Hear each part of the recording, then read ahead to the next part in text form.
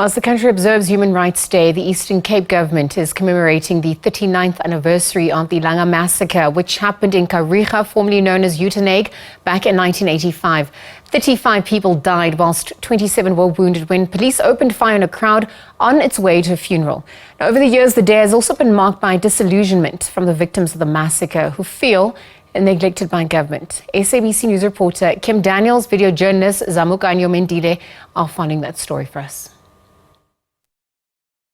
Rights Day, and in this part of the world, in Uitenhage, Kariega, in the Eastern Cape, we remember the Langa Massacre, a very, very sad time about 39 years ago where 35 people lost their lives when the apartheid police opened fire on funeral goers in Uitenhage, or known as Kariega now.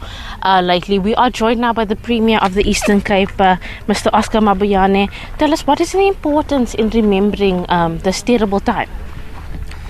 Well, firstly is to acknowledge and accept that these people who are lying here are not lying here in vain.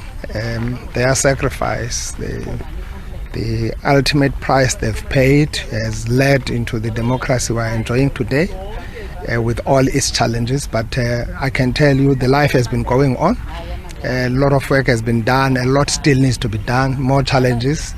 I'm from the monument. I would have probably loved to see a much more better, well looked after monument than what I've seen. That tells you the problem, the level of governance, degeneration of governance because of the coalition we have, basic things that could have been done better. But besides that, we've been in talk with the families, the victims and all that.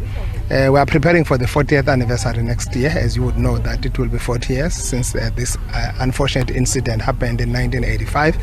Then they were marking the 25th anniversary of the Sharpeville Day, which we all understand that is today, the 21st of March. So South Africa has actually put this thing down in our constitution to ensure that everyone remembers it, so that it will never be forgotten that we are where we are simply because of sacrifices made by these people. Today is a holiday, it's a freedom day. South Africans should appreciate the freedom they are having today. It's a freedom that many of these people actually lost their lives for. It must not just be about us praying, staying at home. We must always stand up and do something for our communities. And how do we lift our communities? Not everything will be done by government.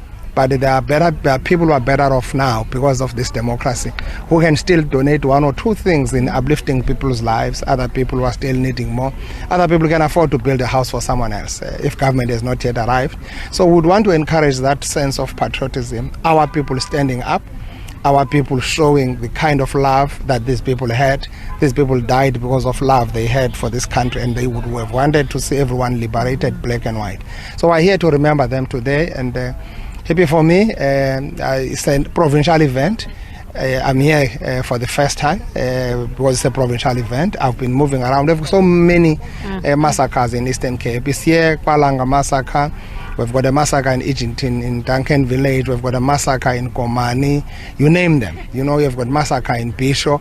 All those massacres have happened here. Not many provinces are like us. Just like your wars of resistance. We fought about 9 wars of resistance over 100 years. Our people defending their rights, our people defending their land. So we are people of resilience. We are people who can stand up for what is right. And I still want us to get to this agility. But from where I am, you still need a strong local government that is focused, that is agile, that is able to take decisions. We used to have that kind of a leadership here in the past, during your Ngeba Fagu's time. And then if we would have not lost that momentum to where we are today, surely we would have gone somewhere. The leadership that is here must understand that people of Nelson Mandela, the leadership they have, the leadership they deserve. Unfortunately, it was elected, it was a democratic process. So, but we've got to correct some of these issues. I'm just saying this because some easy low-hanging things that I believe could have been done easily are not done because of dilly-dallying. The MMC for that party, the other party, this going this direction, the other one. So at a center where you needed an executive mayor exerting his leadership and authority, somewhere, somehow, there seems to be shaking.